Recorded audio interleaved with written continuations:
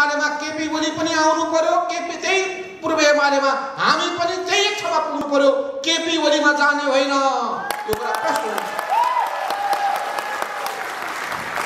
पूर्व एमाले बिउतिनु भनेको त्यो पुरानो संगठन फेरि बिउताउने हो।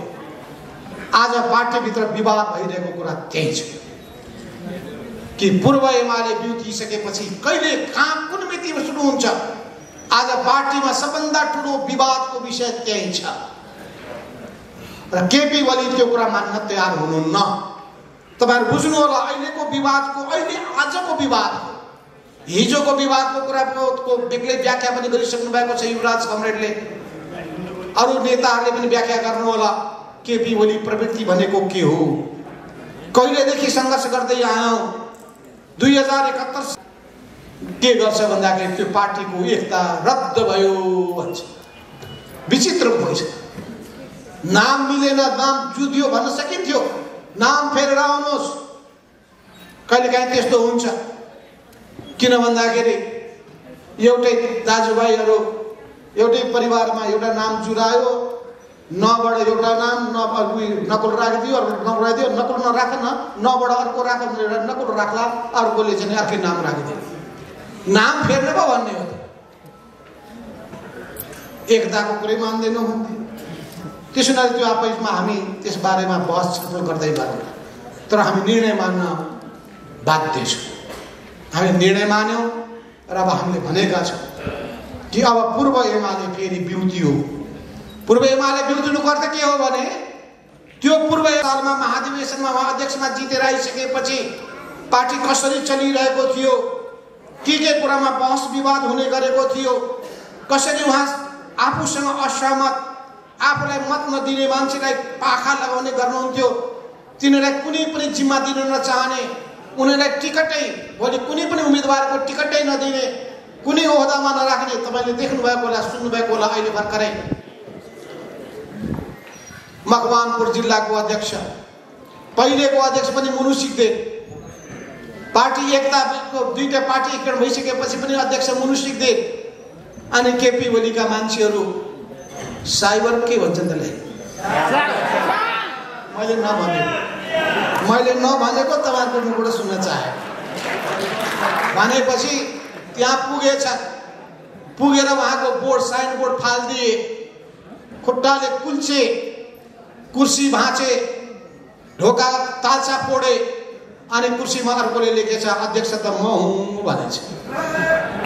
यो केपी ओलीसँग जोडिएका मान्छेको काम हो।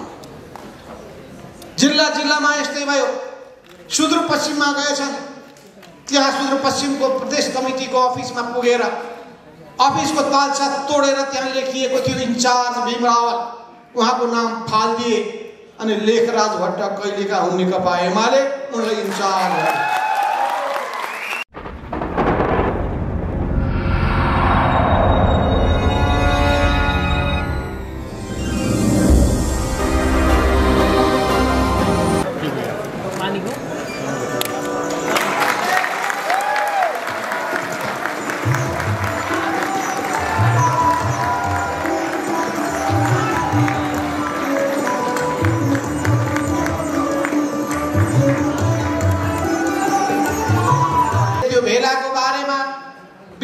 समीक्षा गर्ने भन्ने कुरा सोचेका छौं।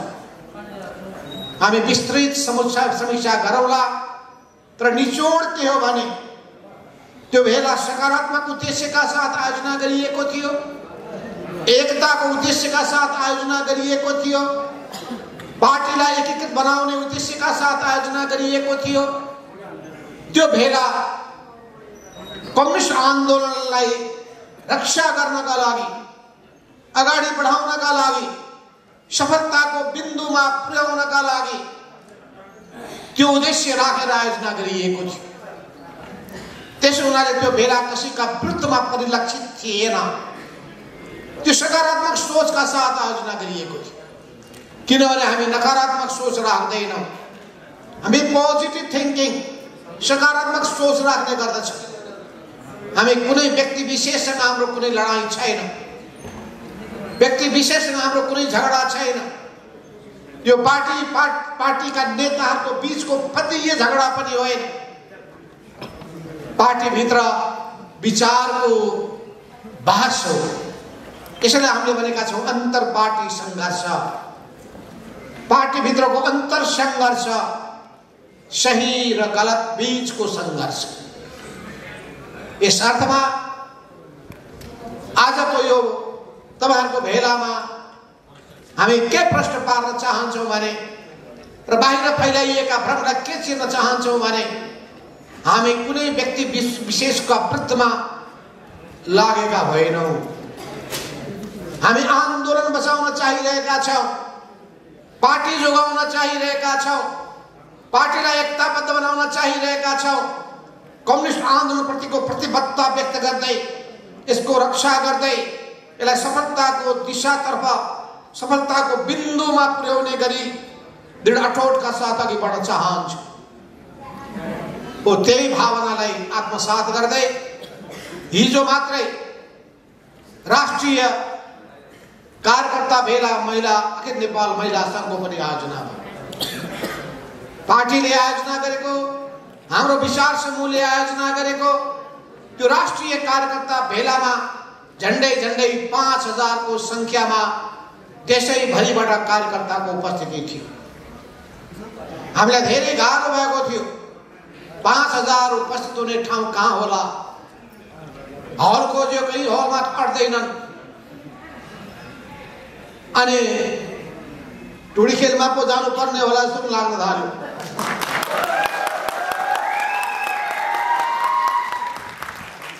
कार्यकर्ता हटाउने ठाउँै छैन काठमाडौँमा। त्यसपछि कोठामा मात्रै हामीले हलमा मात्रै गर्न सकेनौँ, बाहिरको त प्राङ्गणमा नै हामीले व्यवस्थापन गर्यौँ। तर कसैलाई यो लागेन कि हामी हलभित्र छौँ कि बाहिर छौँ। यति राम्रो व्यवस्थापन गरिएको थियो, स्क्रिनमा हेर्ने मान्छेलाई लाग्यो त्यही सामुन्नेमा स्टेज रहेको जस्तो लाग्यो, हलभित्रै छौँ भन्ने लाग्यो। त्यस्तो स्थिति बहुत राम्रो व्यवस्थापन गरिएकोमा व्यवस्थापनमा जुटेका सबै साथीहरूलाई म धन्यवाद दिन चाहन्छु। यस अर्थमा त्यस ठाउँमा हामीले जुन गरेको कार्यकर्ता भेला सबै हिसाबले सफल भयो।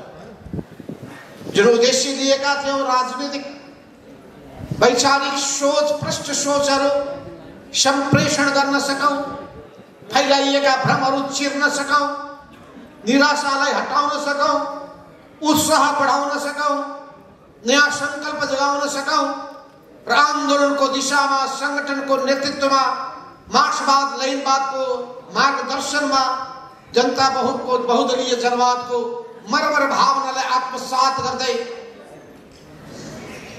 अगाडि बढ्ने, समाजवादको दिशामा अगाडि बढ्ने यो सोचमा हामीले जुन हिसाबले त्यो भेलाको आयोजना गरेका थियौँ त्यो सबै हिसाबले सफल भयो।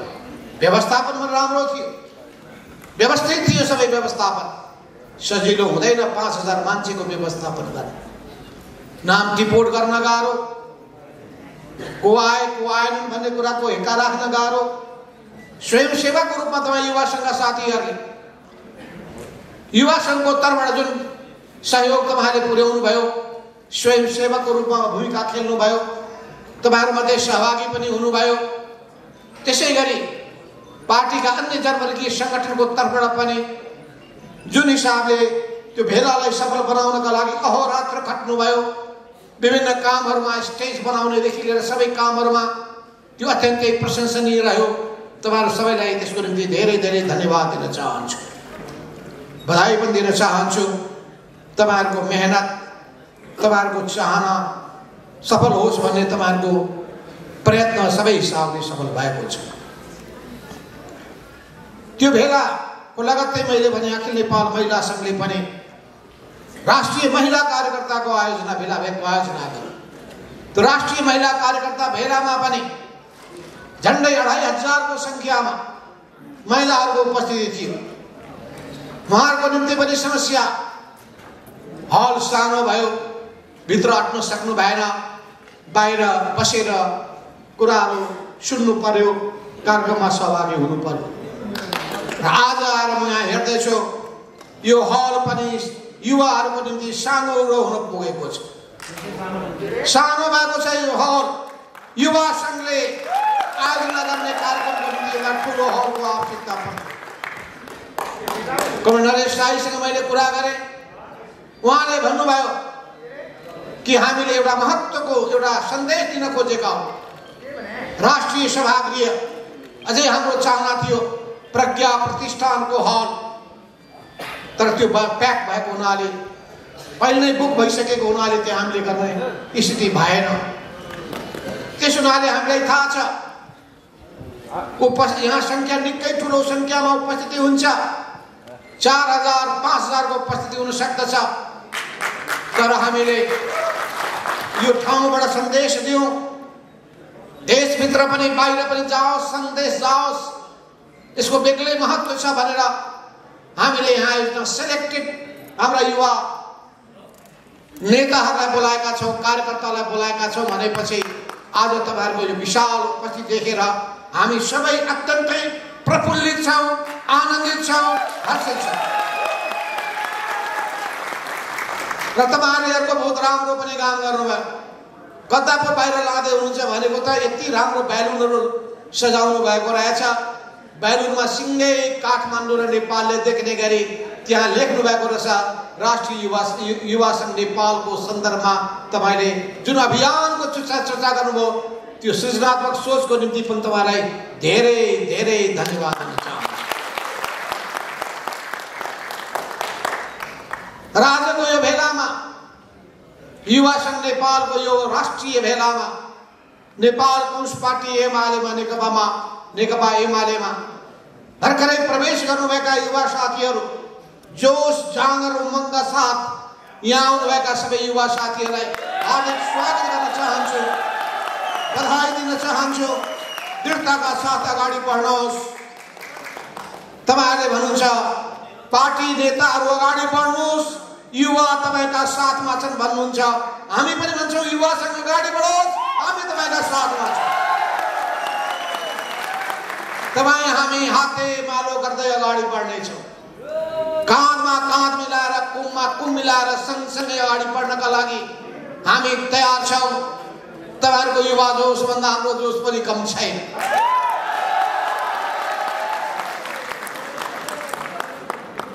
अघि मैले कतिखेर बोल्ने भन्ने कुरा गर्दाखेरि म चाहिँ पहिले बोल्छु भनेर भन्दै थिएँ। अनि हाम्रो क्रान्ति कमरेडले सभापति अध्यक्षले भन्नुभयो कमरेडले खाना खानुभएको छैन, खाएर आउनुहोस्। मैले भने होइन, मेरो त खाना त बिहानै बोकेर हिँडेको हिँडेको छु, ठाउँ नै पाइरहेको छैन, समय नै पाइरहेको छैन, केही छैन। नखाएर केही हुँदैन। 1 किलो वेट घट्दा राम्रै पनि हुन्छ। बोल्नलाई असर पछि केही असर पर्नेवाला छैन। कति दिन भोकै बसिएको छ यो आन्दोलनमा, क्रान्तिमा, यो अभियानमा। त्यसो हुनाले भोकको चिन्ता छैन, निन्द्राको चिन्ता छैन, ज्यानको प्रवाह छैन। त्यसो हुनाले हामी सबैको निम्ति अगाडि बढ्न पुगिन्छ। किनभने हामीले जुन सिकेका छौँ राजनीति, त्यो त्याग, तपस्या, बलिदानबाट मात्रै त्यो राजनीतिक लक्ष्य पुरा गर्न सकिन्छ। त्यो राजनीतिले हामीलाई सिकाएकै कुरा के छ भने, मार्क्सवादले हामीलाई सिकाएकै कुरा के छ भने, कम्युनिस्ट सिद्धान्तले सिकाएकै कुरा के छ भने राष्ट्रको निम्ति समर्पित हुनुपर्छ, जनताको निम्ति समर्पित हुनुपर्छ, लक्ष्यको निम्ति समर्पित हुनुपर्छ, लोकतन्त्रको निम्ति समर्पित हुनुपर्छ। समर्पण मूल कुरा हो, त्याग, तपस्या, बलिदान मूल कुरा हो।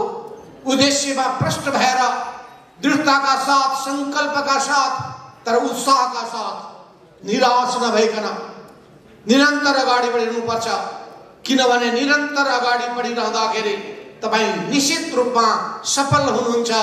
तपाईँ अगाडि बढ्न सक्नु भएन भने, तपाईँको गति रोकियो भने तपाईँको जीवनको अन्त्य हुन्छ, राजनीतिक जीवनको पनि अन्त्य हुन्छ। त्यसो हुनाले गति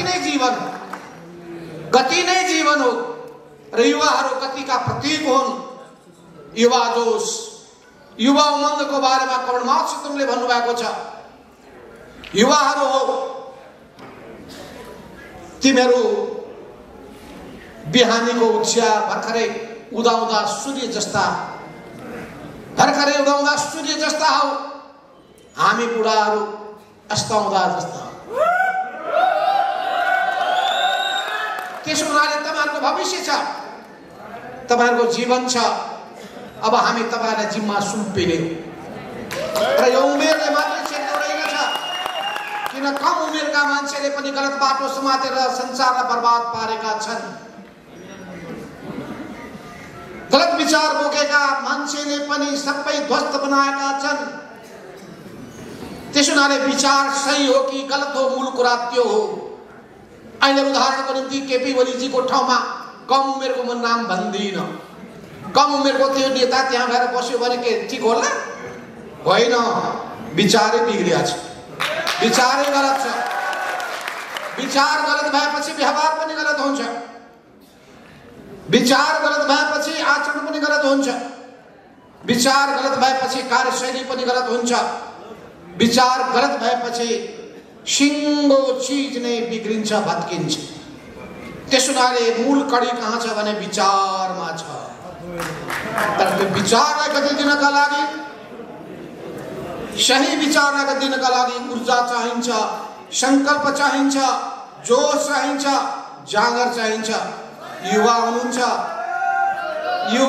तर जोश जाँगर छैन भने के काम?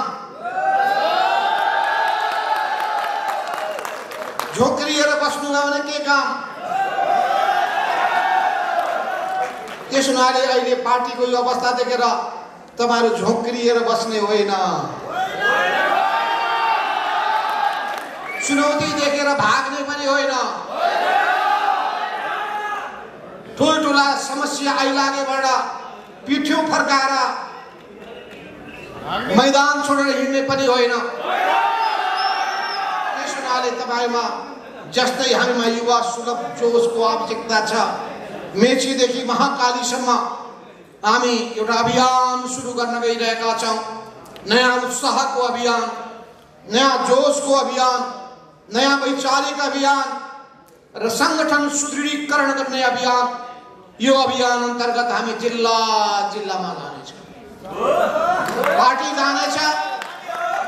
जानेछ, महिला संघ जानेछ, युवा संघ पनि जानेछ, विद्यार्थीहरू जानेछन्।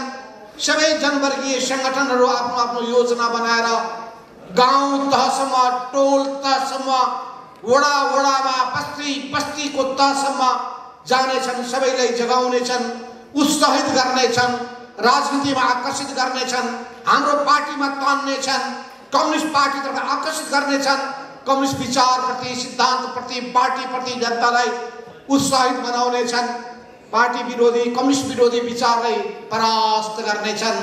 किनभने हाम्रो समाजमा अहिले पनि कम्युनिस्ट विरोधी विचार पनि छ, प्रतिगामी विचार पनि छ, प्रतिक्रियावादी विचार पनि छ, प्रतिक्रियावादी विचार बोकेको संगठन पनि छ। तिनीहरूसँग हाम्रो प्रतिस्पर्धा हुनेछ। सँगसँगै पार्टी कम्युनिस्ट आन्दोलनमा रहेका गलत विचार प्रवृत्ति बोकेकाहरू पनि छन्, त्यस्ताका विरुद्धमा पनि सङ्घर्ष गरिनेछ। तर सँगसँगै जो साथमा छन्, सकारात्मक सोच राख्दछन्, लोकतन्त्रको पक्षमा उभिएका छन्, प्रतिगमनको विरुद्धमा उभिएका छन्, प्रतिगमनकारी कामको विरुद्धमा उभिएका छन्, उनीहरूसँग हामी हाते मालो गर्दै पनि अगाडि बढ्नेछौँ। जो कम्युनिस्ट पार्टीमा आन्दोलनमा जुटेका छन्, कम्युनिस्ट पार्टीलाई अगाडि बढाएर लान चाहन्छन्, तिनीहरूसँग हाते मालो गर्दै पनि अगाडि बढ्नेछौँ।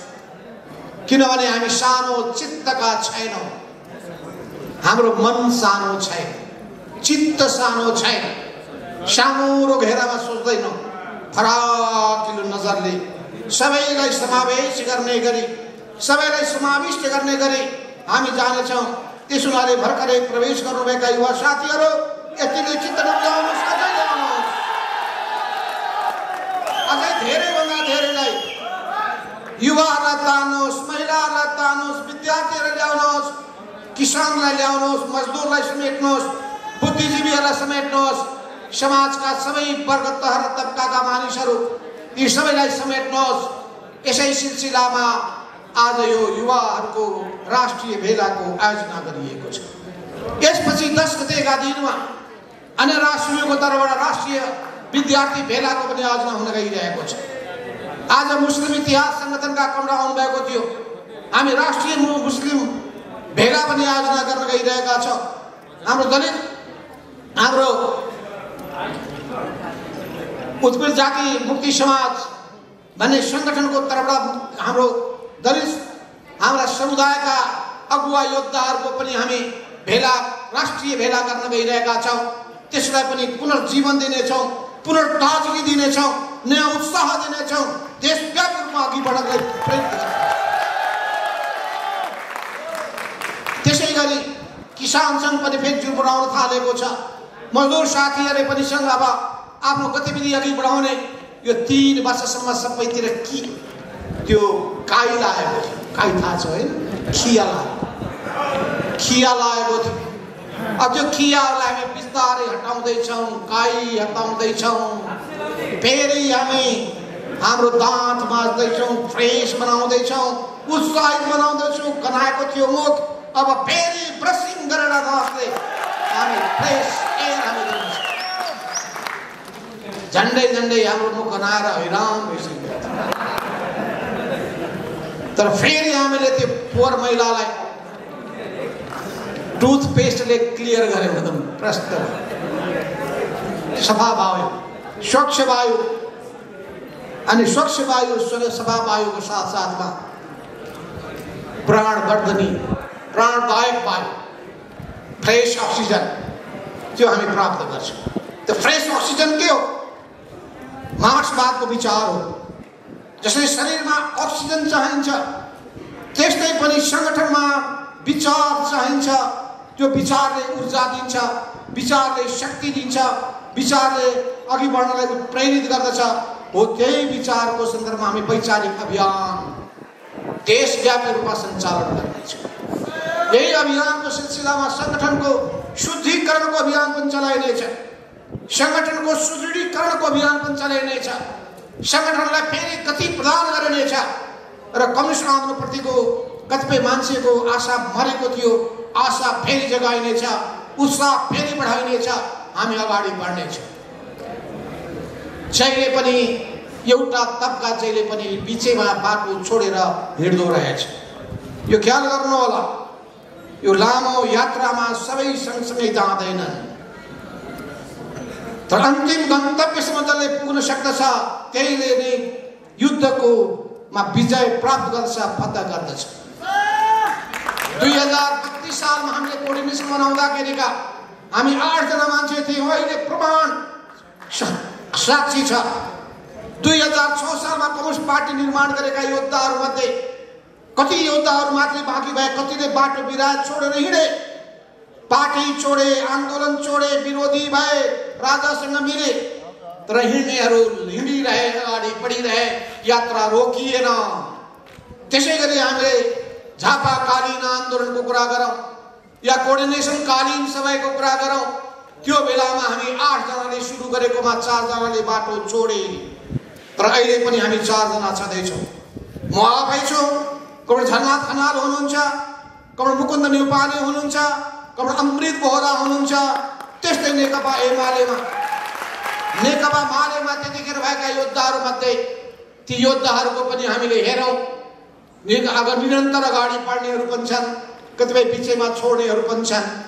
नेकपा एमाले बनाइसकेपछि पनि निरन्तर अगाडि बढ्ने पनि छन्, बिचमा छोडेर हिँड्ने पनि छन्। तर पनि यो यात्रा निरन्तर अविराम रूपमा जारी छ। बाटोमा ट्रेन रोकिन्छ, ओर्लिने छ बिचैमा। त्यसले हामी आफ्नो गन्तव्यलाई भुल्दैनौँ। त्यसो हुनाले युवा साथीहरू, अघि मैले भन्दै थिएँ माओ सेतुङको सन्दर्भ, उहाँले भन्नुभयो युवा साथीहरू, यो संसार तिम्रो पनि हो, यो संसार हाम्रो पनि हो। उहाँ आफूलाई भन्दै हुनुहुन्छ यो संसार तिम्रो पनि हो, यो संसार हाम्रो पनि हो, तर अन्तिम निष्कर्षमा यो संसार तिम्रो हो। किनभने तिमीहरू उदाउदा सूर्य जस्ता हौ, तिमीहरूले यो संसारको निर्माण गर्छौ। त्यसो हुनाले म भन्न चाहन्छु, तपाईहरुले मार्क्सवादका किताबहरू रचनाहरू पढ्नुहोस्। मार्क्सका, एंगल्सका, लेनिनका, स्टालिनका, माओ सेतुङका, किम इल सङका, हो ची मिन्हका, फिडेल क्यास्ट्रोका र धेरै धेरै मार्क्सवादी नेताहरूका र त्यसैले ती किताबमा आश्रित भएर आधारित भएर यहाँ नेपालको सन्दर्भमा धेरै किताबहरू लेखिएको छ। कमरेड युवराज गिवालले लेख्नु छ कम्युनिस्ट पार्टी कस्तो बनाउने, अरू विभिन्न नेताहरूले लेख्नु भएको छ कम्युनिस्ट पार्टी निर्माणको कुरा उठाउनु भएको छ, मार्क्सवादको सिद्धान्त सम्बन्धी किताब लेख्नु भएको छ, हाम्रो अर्थनीति कस्तो अर्थ राजनीति कस्तो हुनुपर्छ भन्ने किताब लेख्नु भएको छ। यी सबै दस्तावेजहरू किताबहरू पढ्ने बानी बसाल्नुहोस्। यी सबै विचारहरू कहाँबाट निश्चित भयो भने हामीले अवलम्बन गरेको राजनीतिक कार्यदिशाले, त्यो कार्यदिशाको निर्धारण कहाँ हुन्छ? पार्टीको महाधिवेशनबाट हुन्छ। पार्टीको महाधिवेशन हामीले गरेका छौँ अहिलेसम्म। तपाईलाई थाहा छ अन्तिम महाधिवेशन भनेको 9 महाधिवेशन हो। नेकपा एमालेको 9 महाधिवेशन 2071 सालको असार 19 गतेदेखि लिएर साउनको 1 गतेसम्म भएको थियो र त्यही महाधिवेशनको बाटोमा हामी अहिले पनि अघि बढ्न चाहन्छौँ। तपाईहरुलाई मनमा प्रश्न होला किन फेरि एमालेमा हामी फर्क्यौं? हिजो त नेकपा बनिसकेका थियो, दुईटा पार्टी एकजुट भइसकेका थिए, के पो आइलाग्यो भने तपाईहरुको मनमा जिज्ञासा हो र? तपाईहरु मध्ये धेरैले पत्र पत्रिकामा पढ्नु भएको छ होला, अनलाइनमा हेर्नु भएको छ होला, समाचारहरू सुन्नु भएको छ होला, अनि आफै सहभागी भएर विभिन्न मन्तव्यहरू सुन्नु भएको छ होला, पुस्तकहरू रचनाहरू पढ्नु भएको छ होला।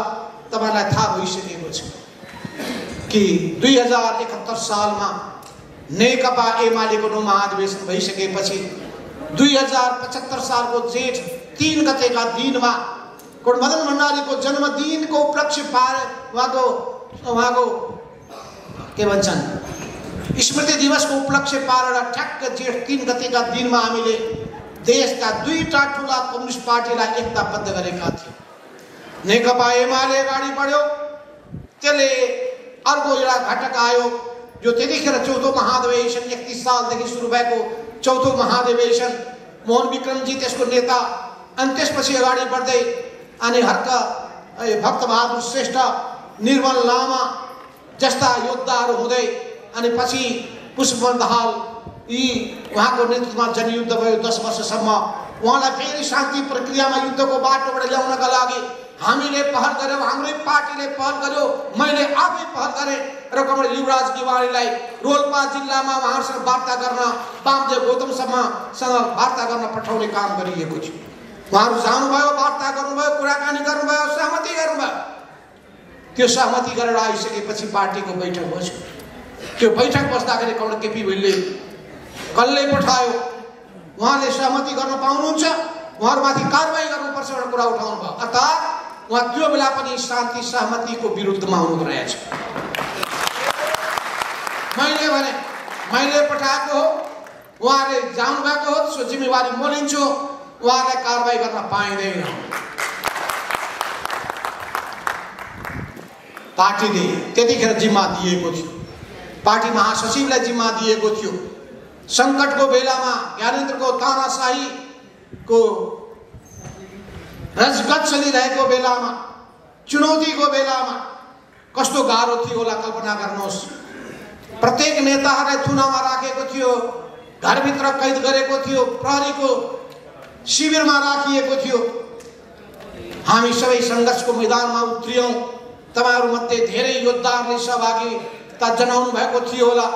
ती सबै गर्दै गर्दै जाँदाखेरि उहाँहरूलाई हामीले युद्धको बाटो होइन, हत्या हिंसाको बाटो होइन, आउनुहोस् बहुदलीय जनवादको मार्गदर्शनमा अगाडि बढ्नुहोस्। उहाँहरूले पनि नयाँ ढङ्गले सोच्दै हुनुहुन्थ्यो।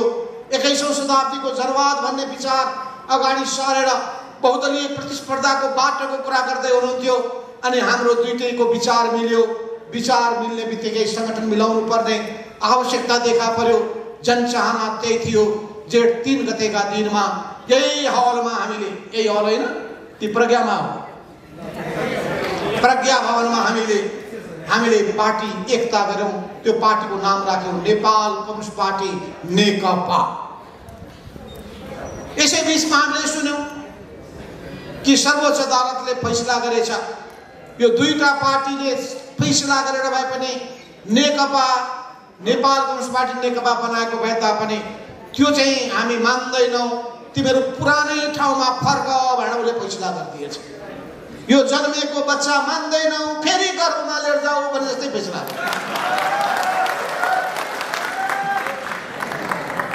बच्चा जन्मिसकेको छ, नयाँ संगठन अस्तित्वमा आइसकेको छ, त्यो मान्दैन भन्दै सर्वोच्च अदालतले। अब हामीले असहमति भए पनि सर्वोच्चको फैसला लागू गर्दिन भन्न मिलेन, बाध्य भएर हामीले त्यसलाई लागू गर्नुपर्ने भइरहेछ, फैसला गलत भए तापनि। यस अर्थमा यस्तो फैसला गजबको फैसला। दुईटा पार्टी मिलिसकेका छन्, दुईटा पार्टी मिलिसकेको निम्ति निर्वाचन आयोगले हामीलाई दिइसकेको छ, वैधानिक मान्यता दिइसकेको छ, नेपाल राजपत्रमा प्रकाशित भइसकेको छ, पढिएको छ। 200 ठाउँमा विभिन्न तहहरूमा उपनिर्वाचन भएका छन्, जितेर आएका छन् जनप्रतिनिधिहरू। अनि सर्वोच्चले भन्छ फैसला के गर्छ भन्दाखेरि त्यो पार्टीको एकता रद्द भयो भन्छ। विचित्रको फैसला। नाम मिलेन, नाम जुधियो भन्न सकिन्थ्यो, नाम फेरेर आउनुहोस्। कहिलेकाहीँ त्यस्तो हुन्छ, किन भन्दाखेरि एउटै दाजुभाइहरू एउटै परिवारमा एउटा नाम जुरायो, नबाट एउटा नाम नकुल राखिदियो, अर्को नकुल राखिदियो, नकुल नराख नबाट अर्को राख, नकुल राख्ला, अर्कोले चाहिँ अर्कै नाम राखिदियो। नाम फेर्ने पो भन्ने हो त। एकताको कुरै मान्दैनौँ भन्थे। त्यसो हुनाले त्यो आपसमा हामी त्यस बारेमा बहस छलफल गर्दै गर्दैन, तर हामी निर्णय मान्न बाध्य छौँ। हामी निर्णय मान्यौँ र अब हामीले भनेका छौँ कि अब पूर्व एमाले फेरि बिउतियो। पूर्व एमाले बिउतिनुको अर्थ के हो भने त्यो पूर्व एमालेमा केपी ओली पनि आउनु पर्यो, केपी त्यही पूर्व एमालेमा हामी पनि त्यही ठाउँमा पुग्नु पर्यो, केपी ओलीमा जाने होइन। यो कुरा प्रश्न हुन्छ। पूर्व एमाले बिउतिनु भनेको त्यो पुरानो संगठन फेरि बिउताउने हो। आज पार्टीभित्र विवाद भइरहेको कुरा त्यही छ कि पूर्व एमाले बिउतिसकेपछि कहिले कहाँ कुन मितिमा सुरु हुन्छ। आज पार्टीमा सबभन्दा ठुलो विवादको विषय त्यही छ र केपी ओली त्यो कुरा मान्न तयार हुनुहुन्न। तपाईहरु बुझ्नु होला, अहिलेको विवादको, अहिले आजको विवाद, हिजोको विवादको कुराको बेग्लै व्याख्या पनि गरिसक्नु भएको छ युवराज कमरेडले। अरू नेताहरूले पनि व्याख्या गर्नु होला केपी ओली प्रवृत्ति भनेको के हो। कहिलेदेखि सङ्घर्ष गर्दै आयौँ।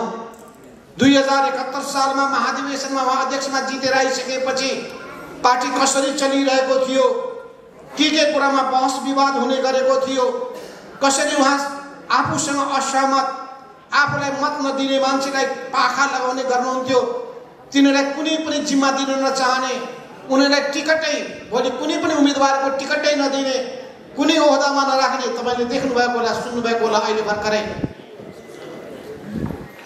मकवानपुर जिल्लाको अध्यक्ष, पहिलेको अध्यक्ष पनि मुनु सिग्देल, पार्टी एकताको दुईटा पार्टी एकीकरण भइसकेपछि पनि अध्यक्ष मुनु सिग्देल। अनि केपी ओलीका मान्छेहरू साइबर के भन्छन् त्यसलाई,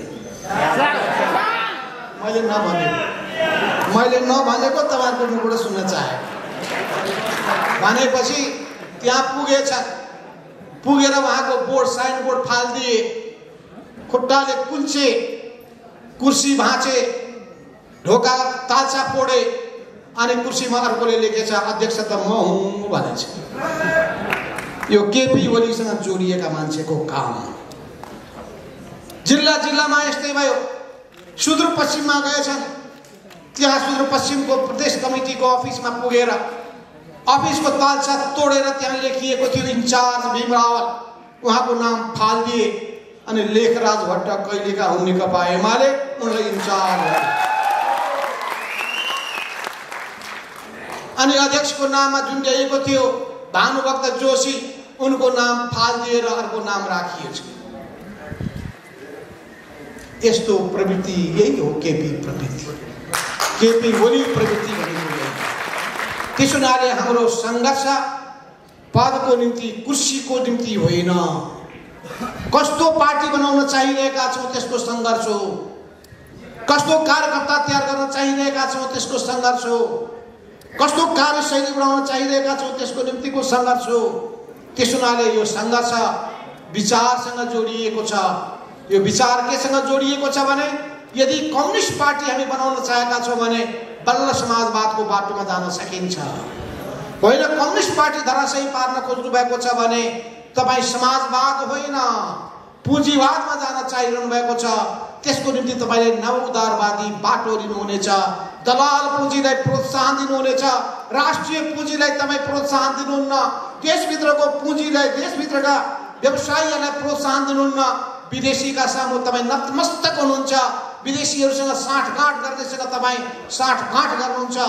यो तपाईँको दृष्टिकोणसँग जोडिएको कुरा।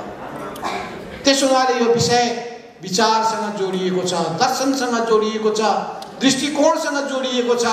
यस मामिलामा यस विषयमा युवा साथीहरूले राम्ररी कुरालाई बुझ्नु जरुरी छ। त्यसो हुनाले तपाईँ युवाहरूबाट हामीले आशा र अपेक्षा के गरेका छौँ भने तपाईहरू नयाँ समाज बनाउने उद्देश्यका साथ अगाडि बढ्नु भएको छ। त्यो नयाँ समाज कस्तो हुनेछ? समतामूलक हुनेछ, न्यायमा आधारित हुनेछ, समाजमा भएका जम्मै विकृति विसङ्गतिलाई परास्त गर्नुपर्नेछ, सफा सुग्घर गर्नुपर्नेछ, शोषण उत्पीडनको अन्त्य गर्नुपर्छ, अन्याय अत्याचार थिचोमिचोलाई समाप्त पार्नुपर्छ। यसको निम्ति अहिले समाजमा देखिएका अनेक समस्या छन्। सामन्तवादका अवशेषहरू के छन्? मैले हिजो मात्रै सुने, बिचरा हुँदै एउटा समूह मुखसँग आयो। त्यो व्यक्तिलाई लिएछ 75,000 रुपियाँ। 75,000 रुपियाँ लिएको छ। 4 वर्षपछि उसलाई भन्यो 6 लाख रुपियाँ दे भनेछ। 75,000 लिने, त्यो पनि बिचरा कपाल काट्ने व्यवसाय गर्ने व्यक्ति, अनि उसले 75,000 को ऋण लिएको छ, 4 वर्ष पुग्न पाएको छैन, 6 लाख रुपियाँ दिनुहुन्छ। अनि मैले सोध्दाखेरि त गाउँ गाउँको यस्तै बेहाल छ। अनि हामी कहाँ छौँ त? एमाले पार्टी कहाँ छ? युवा संघ कहाँ छ? जनवर्गीय संगठनहरू कहाँ छन्? पार्टी संगठन कहाँ छ? हाम्रो ध्यान जान्छ कि जाँदैन त्यस्ता कुरामा? ती गरिबको वेदनामा ध्यान जान्छ कि जाँदैन? ती अन्य अत्याचारका विरुद्धमा हामी सचेत हुन्छौँ कि हुँदैन? हामी सुन्छौँ छाउपडी प्रथा छ अरे, अनि हाम्रो जिल्लाहरूमा छाउपडी प्रथा छ, हामी त्यसलाई हटाउन केही प्रयत्न गर्दैनौँ। जनतामा नयाँ चेतना जगाउँदैन, नयाँ संस्कार हुर्काउँदैन। त्यो पुरानो अन्धविश्वासयुक्त संस्कारलाई परिवर्तन गर्न हामी कुनै अभियान चलाउँदैनौँ भने हाम्रो उपाधि यता के? देउकी प्रथा छ अरे, हामी सुन्छौँ दलितमाथि अत्याचार हुने गर्दछ। अन्तर्जातीय विवाह गर्यो, त्यसपछि त्यो बिजोग हुन्छ। अन्तर्जातीय होस् या स्वजातीय विवाह होस्, लोग्नेले कुर्दा कुर्दा कुर्दा कुर्दा घाइते बनाएको हुन्छ। अनि हामी सुन्छौँ 4 जना बच्चा सहित आमाले कर्णालीमा हाम फालेर जीवन त्यही उत्सर्ग गरेकी छन्, जीवन समाप्त पारेकी छन्। निर्मला हत्याकाण्डका कुरा सुन्छौँ हामी। अन्तर्जातीय विवाहको सिलसिलामा हामी अनेक जिल्लाको घटनाको कुरा सुन्छौँ हामी। महिला हिंसाका कुरा सुन्छौँ हामी। अनि हामी के गरेर बसेका छौँ? सरकारमा हामी छौँ, केन्द्रमा हामी छौँ, प्रदेशमा हामी छौँ, नगरपालिका हामी छौँ, वडामा हामी छौँ, गाउँपालिकामा हामी छौँ। अनि हाम्रा जनप्रतिनिधिहरू के गरेर बसेका छन्? पार्टीको सङ्गठन छ, पार्टीका जनवर्गीय सङ्गठन छन्, अनि हाम्रो पार्टी सङ्गठनले कार्यकर्ताले के गरेर बसेका छन्? युवा सङ्गठनदेखि लिएर विभिन्न सङ्गठनले के गरेर बसेका छन्? प्रश्न खडा हुन्छ कि हुँदैन? त्यसो हुनाले हामी जनताको निम्ति के गरिरहेका छौँ? मूल कुरा त्यो हो। हामीमा जनताको प्रति सेवाको भावना छ कि छैन? जनताको पीडालाई आफ्नो पीडा ठान्छौँ कि ठान्दैनौँ? म सुन्ने गर्दछु एउटा बाटामा हिँड्ने गरेकी केटीले गुहार गुहार भन्छन्, तर हिँड्ने मान्छेले कसैले मतलब राख्दैन। एउटाले गाडीमा हुइक्या लगेर बलात्कार गर्न खोज्छ, चिच्याइरहेकी छन्, राज्यले पनि सुन्दैन, प्रहरीले पनि वास्ता गर्दैन, वरिपरिका छरछिमेकहरू पनि आउँदैनन्। कस्तो समाज हामीले बनाइरहेका छौँ? हामी कम्युनिस्ट पार्टी नेपालमा छ, अनि कम्युनिस्ट पार्टी जनताको बीचमा यति व्यापक रूपमा फैलिएको छ। हामी 2/3 बहुमत ल्याएका छौँ, दावा गरिरहेका छौँ, तर जनताको क्रन्दन दिनदिनै सुन्छौँ। हाम्रो मन पोल्छ कि पोल्दैन? हो, यिनै कुरामा हामीले भन्यौँ पार्टीमा बैठकमा छलफल गरौँ, पार्टी कमिटीको बैठक बोलाऊ। कस्तो विचित्र बिजोग छ भने, कस्तो विडम्बना छ भने हामी केपी ओलीजी कहाँ बैठक बोलाउनका लागि आग्रह गर्छौँ, अनुनय विनय गर्छौँ, उहाँ गराउँछ। बैठक बस्दैन तपाईले भनेर हुन्छ भन्नुहुन्छ। कस्तो पार्टी बनायौं हामीले? पार्टी बस्दैन। अनि पार्टीमा रहेका सचिवालयका 9 जना सदस्य मध्ये 5 जना हामी एक ठाउँमा बस्यौं। वामदेव गौतम हुनुहुन्छ, झलनाथ खनाल हुनुहुन्छ, म आफै छु, त्यसपछि पुष्पन दाहाल र नारायण काजी 5 जना बसेर बैठकको निम्ति मैले धेरैचोटि भने उहाँले भन्नुभयो, प्रचण्डजीले उहाँले भन्दाखेरि केपी ओलीजी म बैठक बोलाउँदिन भनेपछि म कार्यकारी अध्यक्ष बैठक बोलाउँछु भनेपछि जुन दिन बैठक बोलाउनुहुन्छ पार्टी फुटेको घोषणा हुन्छ। त्यसपछि 5 जनाले कागज चिठी लेखेर हामीले पठाउनु पर्यो। चिठी लेखेर पठाउँदाखेरि उहाँले भन्नुभयो म त्यसमा तोक लगाइदिन्छु। पार्टीमा तोक लाग्छ? यो सरकारी अफिस हो? अनि यस्ता कथा र व्यथाका कुरा त धेरै छन्। यो पछिल्लो कुरा यस्तै हो, 71 साल पछि पनि त्यस्तै हो। 3-3 महिनामा बैठक बस्नु पर्ने, 1.5 वर्षसम्म बैठक बस्दैन। 1.5 वर्षसम्म बैठक बस्दैन। सहमति एउटा हुन्छ, काम अर्कै हुन्छ। एकलौटी ढंगले उहाँ काम गर्नुहुन्छ। हो यी सबै चीजबाट हामी आजित भएर हामीले उहाँका विरुद्धमा आवाज उठाएका। के हाम्रा आवाजहरू नाजायज छन्? यी हामीले उठाएका कुराहरू के गलत छन्? गलत छन् भने हामी सिर निहुराएर स्वीकार गर्नेछौँ। जायज छ भने तपाईहरुको साथ चाहिन्छ, तपाईहरुको साथ चाहिन्छ, सहयोग चाहिन्छ, समर्थन चाहिन्छ। त्यसैले हामी न्यायको पक्षमा उभिएका छौँ। हामी न्याय र सत्यको पक्षमा उभिएको हुनाले जब केपी ओलीजीले एकलौटी रूपमा त्यो पनि क्याबिनेटका मेम्बरलाई थाहा नदिइकन संसद विघटन गर्नुभयो, संविधानमा नलेखिएको अधिकार उहाँले प्रयोग गर्न थालेपछि हामीले भन्यौं यो संवैधानिक कु हो, यो गलत हो। यो संविधानले कुनै प्रधानमन्त्रीलाई मन परी ढंगले संसद विघटन गर्ने अधिकार दिएको छैन भन्दाखेरि उहाँले सुन्नु भएन।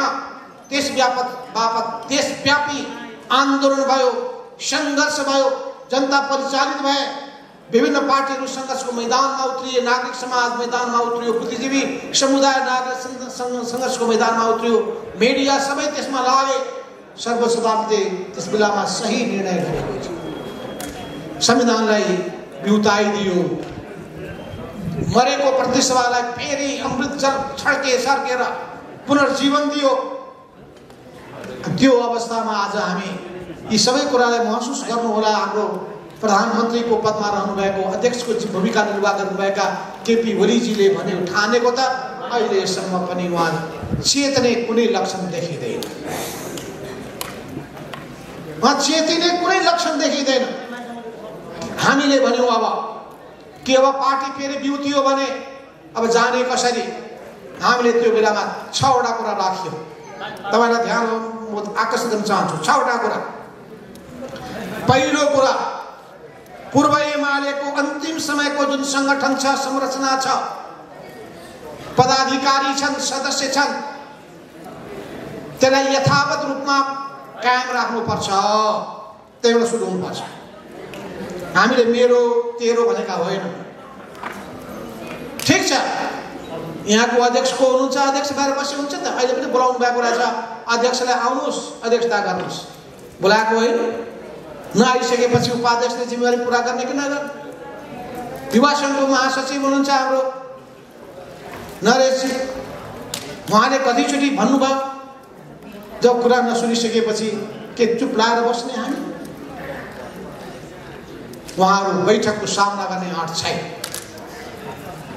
बैठकको पनि सामना गर्न चाहनुहुन्न र उहाँहरूले बैठक बस्नका लागि त्यतिखेर भएको केन्द्रीय कमिटी जुन हो, त्यो केन्द्रीय कमिटीको बैठक बोलाउने आँट नगरेको कारण के होला? तपाईको मनमा जिज्ञासा यही छ। कारण के हो थाहा छ? किन त्यो केन्द्रीय कमिटी 9 महाधिवेशन निर्वाचित गरेको केन्द्रीय कमिटीमा 15 जना मध्ये 5 जना केपी ओलीको साथमा छन्, 10 जना हाम्रो साथमा हुनुहुन्छ। केपी ओली 1 जना, महासचिव ईश्वर पोखरेल 2 जना, विष्णु पौडेल महासचिव 3 जना र 2टा सचिव पीएस गुरुङ र त्यसपछि अर्को प्रदीप गेवाली 5 जना मात्रै। हामीसँग भएकामा 10 जना को हुनुहुन्छ? 2टा वरिष्ठ नेता जेएन कमरेड म भइहाले, त्यसपछि वामदेवले पनि केपी गौडको विरोध गर्नुभएको छ। उहाँ उपाध्यक्ष, अनि युवराज गेवाली उपाध्यक्ष, अष्टलक्ष्मी साके उपाध्यक्ष, भीम रावल उपाध्यक्ष, उपमहासचिव घनश्याम भूषाल, सचिव योगेश भट्टराई र गोकर्ण विष्ट र भीम आचार्य, यी सबै संख्या जोड्नुका छन्। त्यसो हुनाले उहाँहरू पदाधिकारीको सामने पनि बस्न चाहनुहुन्न, सचिवालयको बैठकमा पनि आउन चाहनुहुन्न। स्थायी कमिटी बोलायो भने स्थायी कमिटी 22 जनाको छ, 12 जना हाम्रो पक्षमा छन्, केपी को पक्षमा 10 जना छन्। त्यसको पनि सामना गर्ने आँट छैन। पोलिट ब्युरो बोलाउनुस् भन्यो भने पोलिट ब्युरो बोलाउनु न, किनभने पोलिट ब्युरोमा 25 जना हाम्रो पक्षमा छन्, 20 जना उहाँको पक्षमा छन्। त्यसमा पोलिट ब्युरोको सामना गर्ने आँट छैन। केन्द्रीय कमिटी पनि बोलाउनु न, किनभने केन्द्रीय कमिटीमा उहाँको 90 जना छन्, हाम्रो 97 जना छन्। त्यसको पनि सामना गर्ने उहाँको आँट छैन। त्यस हुनाले उहाँ के गर्नुहुन्छ भने हिँड्दै अधिकारी नभएको पार्टीको विधानमा संशोधन गरियो, अनि कसैलाई सूचना नदिकन बालुवाटारमा केन्द्रीय कमिटीको विशेष बैठकको आयोजना गरियो। 23 जना मान्छेलाई केन्द्रीय कमिटीमा थपियो। उहाँको घोषणालाई हामी सिर निहुराएर स्वीकार गर्नु पर्यो। उहाँले आफूलाई, अनि त्यस्तो हुन्छ, पार्टीमा प्रवेशै नगरेका पूर्व माओवादीका मान्छेहरू कहिले पार्टीमा प्रवेश गरे? प्रवेशै गरेका छैन भने त्यो मान्छे केन्द्रीय कमिटीको सदस्य हुन सक्छ? सोझै उहाँले केन्द्रीय कमिटीको सदस्य 23 जनालाई थपिदिनु हो। किन 23 जना सदस्य संख्या त देखाउन सकिने हो नि, बहुमत मेरो पुग्यो। 23 जनाले पुगेन भने उहाँले रातारात घोषणा गर्नुहुनेछ, अब केन्द्रीय कमिटीको सदस्य संख्या 556 भयो। 556 मा पनि कतै माधव नेपालले संख्या बढाउने हुर्कीबाट अब 1179 भयो भनेर भेट्छ। 1179 नपुग्ने भएपछि 1501 भयो भनेर भेट्छ। 1501 ले पनि पुगेन, 2501। अनि यहाँ गोर्खा भर्तीमा खोल्दाखेरि के हुन्छ, अनि बाटामा मान्छेलाई खोज्छन्। त्यस्तै यहाँ टिकट लिकन केन्द्रीय सदस्य बन्न आओ भन्दै डमरु बजाउँदै खोजी जानेछ। त्यो केन्द्रीय कमिटी हो, त्यो पार्टी हो। त्यसो हुनाले हाम्रो लडाईँ के हो भन्दाखेरि पार्टीलाई पार्टीको रूपमा अगाडि बढाउँ, विधानको आधारमा अगाडि बढाउँ। विधानले के भन्छ भने प्रत्येक व्यक्ति पार्टीको कमिटीको मातहतमा हुन्छ। अध्यक्ष होस् या जुनसुकै पदाधिकारी होस्, ऊ कमिटीको मातहतमा हुन्छ, संगठनको मातहतमा हुन्छ। पहिलो सिद्धान्त हो। केपी कौडेलले त्यो सिद्धान्त मान्नुहुन्छ कि मान्नुहुन्न? प्रश्न के हो? त्यो सिद्धान्त मान्नुहुन्न भने अनि कसरी सँगै जान सकिन्छ? तर हामी सँगै जाने पक्षमा छौँ। हामी केपी ओलीसँग छुट्टिने पक्षमा छैनौँ। त्यत्रो लामो समयको मायाप्रति कहाँ एक रातमा सकिन्छ? केपी ओलीसँगको मेरो मायाप्रति 40 वर्ष 49 वर्ष भइसक्यो। थाहा छ तपाईँहरू त 48 पुग्नुभएकै छैन, सब 40 भन्दा कमै भनेर भन्थ्यो। होइन 40 पनि होइन, कमर भने क्रान्ति 20 वर्षभन्दा कमै छन् भन्दै भन्थ्यो। त्यत्रो लामो समयको त्यो मायाप्रति रहेको हामीले कार्यकर्ता भेलामा देख्यौँ। त्यहाँ मोहनचन्द्र अधिकारी आउनु भएको थियो। आज बिहान प्रदीप नेपाल मका आउनुभयो। म बिरामी भएर नआउन सकेको मेरो पुरा साथ छ भन्नुभयो। राधाकृष्ण मैनाली आउनु भएको थियो, कमल कोइराला आउनु भएको थियो, मोदनाथ प्रसिद्ध आउनु भएको थियो, बद्रीप्रसाद खतिवडा आउनु भएको थियो। 101 योद्धाहरू हाम्रो पार्टीको भेलामा आफू ऐक्यबद्धता देखाउनका लागि, जनाउनका लागि आउनु भएको थियो। ती योद्धाहरू, ती पुराना शीतल झा, राम अवतार पासवान जस्ता व्यक्तिहरू, ती 101 योद्धाहरू जो सँगसँगै हामीसँग त्यो बेलादेखि, त्योभन्दा पहिलेदेखि लागेका योद्धाहरू, पुराना पिँढीका केशवमणि पोखरेलदेखि लिएर धेरै धेरै योद्धाहरूको त्यहाँ उपस्थिति रहेको थियो। हाम्रो गोविन्द गेवाली आइपुग्नु सक्नु भएन। उहाँले पनि म आउँछु कमरेडसँगै रहन्छु भनेर भन्नुभएको थियो। भनेपछि पुराना चाहे एकीकृत पार्टीको त्यो बेलामा नेतृत्व गरेका योद्धाहरू हुनुहोस्, चाहे पार्टी विभाजन भइसकेपछि विभिन्न समूहमा, मनमोहन समूहमा, पुष्पलाल समूहमा आबद्ध भएका योद्धाहरू हुनुहोस्, चाहे पछि लोककालमा कोर्डिनेसनसँग, झापा आन्दोलनसँग जोडिएका योद्धा हुनुहोस्, कोर्डिनेसन कालसँग जोडिएका योद्धाहरू हुनुहोस्, ती सबै कालका पुराना अत्यन्तै स्थापित नेत्र घिमिरेका श्रीमती, तपाईँलाई थाहा छ उहाँ पनि हामी सँगसँगै हुनुहुन्थ्यो, उहाँका परिवारजनहरू सब हामीसँग छ भनेपछि त्यस हुनाले हामी एक्लै छैनौँ, हामी सही ठाउँमा छौँ, सही विचारमा छौँ। हामी पार्टीलाई एकताबद्ध बनाएर लान चाहन्छौँ, आन्दोलनलाई एकताबद्ध बनाउन चाहन्छौँ, तर केपी ओलीको यी प्रवृत्तिमा सुधार होस् र पहिलो कुरा बनाऊ पार्टीलाई जेठ 3 गते 75 जेठ 3 गते भन्दा पहिलेको अवस्थामा त्यही संरचना, त्यही नेतृत्व, त्यही पदाधिकारी, त्यही सदस्यलाई स्वीकार गरेर चल्नुहोस् पहिलो। यस बीचमा उहाँले वैधानिक बैठक बोलाउनु फागुन 28 गतेका दिन। फागुन 28 गतेको बैठक हामी कसैलाई थाहा छैन, हामी कसैलाई थाहा छैन, सूचना छैन। अनि यस बीचमा उहाँले फोन गर्नुभयो, कमरेड भेटौँ हामी भन्नुभयो। त्यो भेट्ने भने किन अध्यक्षको काम हो, मलाई अरूले भने तपाईँ फोन गर्नुहोस् भने म फोन गर्दिनँ भने। म अध्यक्ष भएको भए फोन मात्र म त घरमै जाने थिएँ। म ढोका खोलेर बेडरुममा पसेर कमरेड किन रिसाउनु भयो भनेर यसो गाला मुसार्ने थिएँ। फकाउनु त म जान्दछु नि, उहाँको काम होइन। अध्यक्ष भइसकेपछि अध्यक्ष भनेको गार्जियन पनि हो। तपाईँहरू पनि गार्जियन भएपछि ख्याल गर्नु होला है युवा संघ नेता। तर रिसाइहाल्यो भने नझोकिनु होला, फकाएर लानु होला। गार्जियनको काम नै हो अरूलाई फकाउने, मिलाउने, समेट्ने, ल्याउने। अरू त झोकिन्छन्, सिकाउनु पर्छ, झोकिनु हुँदैन भन्दै। त्यसो भएको हुनाले उहाँले भन्नुभयो भेट्ने भने। उहाँले बालुवाटारमा आउनुपर्छ भने म बालुवाटारमा जान्न भने। अनि म पनि बाहिर निस्किन मिल्दैन भन्नु। अनि तपाईँ बाहिर निस्किन मिल्ने, म बाटोमा जान्न, त्यसो भेट हुँदैन, ठिकै छ धन्यवाद भन्दै। होइन भेटौँ भनेपछि ठिक छ पार्टी अफिसमा भेटौँ भने। पार्टी अफिसमा हामी गयौँ। अनि मैले भने म एक्लै भेट्दै भेट्छु। किन एक्लै भेट्दिनँ भन्दाखेरि म एक्लै भेटेँ भने उहाँले के भन्नुहुन्छ थाहा छ प्रचार? माधव नेपालले त एक्लै मलाई मेरो ज्यान बचाइदिनुहोस्, मलाई उपाध्यक्ष बनाइदिनुहोस्, अध्यक्ष बनाइदिनुहोस् है भनेर एकचोटि प्रधानमन्त्री बनाइदिनुहोस् न मलाई भनेर उहाँले गेड लगाउँदै हुनुहुन्थ्यो, आँखा आँसु झार्दै हुनुहुन्थ्यो भनेर। त्यसो हुँदैन। मैले भने म साथमा लिएर आउँछु। त्यसै 5 जना योद्धाहरूलाई एकसाथ, यहाँ सुरेन्द्र पाण्डे यहीँ हुनुहुन्छ, अरू मसँग जाने हाम्रो गोकर्ण कमरेड पनि यहीँ हुनुहुन्छ, रघुजी पन्त पनि यहीँ हुनुहुन्छ। हामी सबै हामी साथमा गएका थियौँ। भीम रावल हुनुहुन्छ र अर्को घनश्याम भुषाल हुनुहुन्छ। सबै हामी साथमा गएका थियौँ र उहाँहरू हामी सबै अन्तमा निष्कर्षमा के पुग्यौँ भने उहाँ कुनै कुरामा सहमति गर्ने पक्षमा हुनुहुँदो रहेनछ। 28 गतेको त्यो बैठक नै अवैध, त्यसले गरेको निर्णय नै अवैध, त्यसलाई हामी मान्दैनौँ भनौँ। निर्वाचन आयोगमा हामीले त्यसको लेखेर हामीले दियौँ, पत्र बुझायौँ। उहाँ यी सबै कुराहरू रिसाउनु भएको रहेछ र तपाईँलाई थाहा छ यस बीचमा आज उहाँले 12औं बैठक बोलाउनु भएको छ। 12औं बैठक। नेकपा एमालेको अन्तिम बैठक कति नम्बर हो थाहा छ? 9 नम्बर।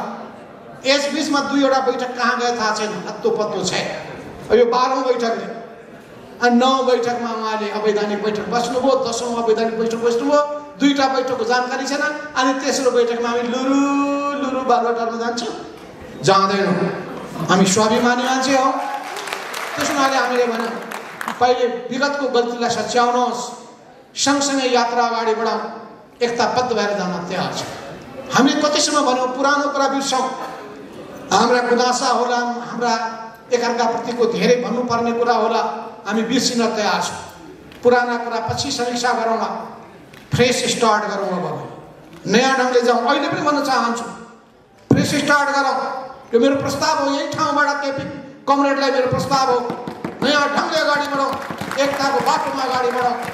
र त्यसको निम्ति तपाईँ 2075 साल जेठ 3 भन्दा पहिलेको अवस्थामा फर्किनुहोस्। यस बीचमा तपाईँले बोलाउनु भएको बैठक अवैध भएको हुनाले त्यसलाई फिर्ता लिनुहोस्, अगाडि बढौँ। हामी हाते मालो गर्दै अघि बढ्न तयार छौँ। र आज संसदीय दलको बैठक उहाँले त्यही बालुवाटारमा बोलाउनु भएको छ। हामीले छलफल गरौँ त्यहाँ जाने कि नजाने। अस्ति पनि त्यस्तै भएको थियो, हाम्रो बिचमा कसरी गर्ने भन्ने बारेमा एउटा धारणा बन्न पाएको थिएन। आज पनि छलफल गरियो। छलफल गरिसकेपछि एउटा चिठीसम्म पठाइदेऊ, त्यहाँ हाम्रो सन्देश पठाइदेऊ। किन पार्टीको निम्ति त बैठक एउटा ठाउँमा छ, तर सरकारको बारेमा बेग्लै हो। सरकार त हामी सबैको साझा हुनुपर्छ, दल पनि हामीले साझा नै बनाउनुपर्छ। तर दल बनाउनका लागि दलको विधान चाहिन्छ, विधानले गरेको व्यवस्था हुनुपर्छ। त्यतिकै मैले सुने त्यहाँ 2 जना हामी बबुरोहरूलाई राखिएको रहेछ। म एउटा, अर्को जगन्नाथ कमेडले बोर्डमा सदस्य, उहाँले कृपा दृष्टि पुर्याएर दुईजनालाई ठाउँ दिनुभएको छ। हामी पनि हुन्छ प्रभु भन्दै मान्दिहाल्नु एउटाले हुन्न भने त्यस्तामा हामी बस्दैनौँ। त्यो बोर्डमा हामीलाई बस्नु छैन। त्यो गर्नु छ भने बसेर छलफल गर्नु पर्यो। बोर्ड पहिले वैधानिक रूपमा गठन हुनु पर्यो। वैधानिक रूपमा गठन भइसकेपछि कल्ला राख्नु भने छलफल हुनु पर्यो। छलफल गरेर हामी छलफल गरेर एकताबद्ध भएर जान तयार छौँ। संसदीय दल पनि हामीले बहिष्कार गर्नुपर्ने केही छैन, तर निजी निवास र सरकारी निवासमा त्यस्तो बैठकहरू आयोजना गर्ने कुरालाई मान्न सक्दैनौँ। संसदीय दलको कार्यालय छ, बैठक त्यही ठाउँमा आयोजना गर्नुपर्छ। त्यो बैठकमा हामी आफ्नो कुरा राख्नेछौँ। आज हामी चिठी लेखेर पठाएका छौँ, त्यो तपाईँले थाहा पाइहाल्नुहुन्छ। यस अर्थमा हामी एकताको हात बढाउन चाहन्छौँ। अहिले पनि हामी यो सरकार नै बलियो होस्, वामपन्थीहरू मिलेर जाउँ, वामपन्थीकै सरकार बनोस् भन्ने पक्षमा हामी रहेका छौँ। त्यसो भए प्रिय कमरेडहरू, म यति भन्न चाहन्छु कि हामी पार्टीभित्र सही कुराको निम्ति लडिरहेका छौँ, सही विचारको निम्ति लडिरहेका छौँ, राम्रो पार्टी बनाउनका निम्ति लडिरहेका छौँ, त्यो पार्टी निर्माणको अभियानमा जुट्न चाहिरहेका छौँ। तपाईँहरूको साथ चाहिन्छ। तपाईँहरू आफ्नो ठाउँमा युवा सङ्घको त्यही ढङ्गको सङ्गठन बनाउनुहोस्, देशव्यापी रूपमा परिचालन गर्नुहोस्। युवाहरूले समाजका सबै राम्रा युवा शक्तिहरूलाई आफूतर्फ आकर्षित गर्नुहोस्। उनीहरूलाई रचनात्मक कामहरूमा क्रियाशील बनाउनुहोस्। विभिन्न ढङ्गले उनीहरूलाई क्रियाशील बनाउनुहोस्। काठमाडौँमा सम्पर्क मञ्चले के गर्छन् थाहा छ? परिवारजनका मान्छेलाई बोलाएर पिकनिक गर्छ, कहिले हाजिरी जवाब प्रतियोगिता गर्छ, कहिले अनेक निबन्ध प्रतियोगिता गर्छ। सिँगै परिवारलाई एक ठाउँमा ल्याउँछ अनि निकटता बढाउँछ अनि त्यसमा राजनीति विचारमा अनि त्यसपछि ओतप्रोत गर्छ। तपाईँहरूले पनि युवाहरूलाई विभिन्न हिसाबले गोलबन्द गर्नुहोस्, राजनीतिक बनाउनुहोस्, नन पोलिटिकल होइन। अध्ययन गर्ने, चिन्तन गर्ने, वैचारिक छलफल बहस गर्ने, सही उद्देश्यका निम्ति अघि बढ्न समर्पित हुन उत्प्रेरित गर्ने, राम्रो आचरण, राम्रो बानी व्यवहारहरू विकास गर्ने, यो हिसाबले तपाईँहरू समाजमा गरिब र सबै खालको अन्यायमा पिल्सिएका जनताको पक्षमा दृढताका साथ उभिनुहोस् अनि जनतालाई सबै हिसाबले साँचो अर्थमा मुक्तिका लागि पर्नुहोस्। हामीले क्रान्तिको एउटा काम सम्पन्न गऱ्यौँ, राजनीतिक क्रान्ति सम्पन्न भयो। अब आर्थिक सामाजिक क्रान्ति गर्नुपर्छ। अब समाजवादको दिशामा अगाडि बढ्नुपर्छ। सामाजिक आर्थिक सांस्कृतिक रूपान्तरणको काम गर्नुपर्छ। त्यो खाका हाम्रो दिमागमा छ। नयाँ नेपालको तस्बिर हाम्रो दिमागमा छ। त्यो नयाँ नेपालको दृष्टिकोणको आधारमा सरकार चल्नुपर्छ। त्यो दृष्टिकोणको आधारमा हामी सबै अगाडि बढ्नुपर्छ। सरकार सत्तामा हुँदाखेरि लागू गर्ने हिसाबले, प्रतिपक्षमा हुँदाखेरि आवाज बुलन्द गर्ने हिसाबले, जहाँसुकै हुँदा पनि जनताको साथमा अघि बढ्ने हिसाबले हामीले जुट्नु पर्ने भएको हुनाले तपाईँ युवा साथीहरू यही दृष्टिकोण विचार लिएर अगाडि बढ्नुहोस्। यो सङ्गठन र सङ्गठनमा आबद्ध भएका सबै युवाहरूलाई तपाईँहरूको यो भेलाको पनि, तपाईँहरूको आफ्नो उद्देश्यको पनि सफलताको शुभकामना व्यक्त गर्दै म आफ्नो मन्तव्य यही अन्त्य गर्न चाहन्छु। धन्यवाद।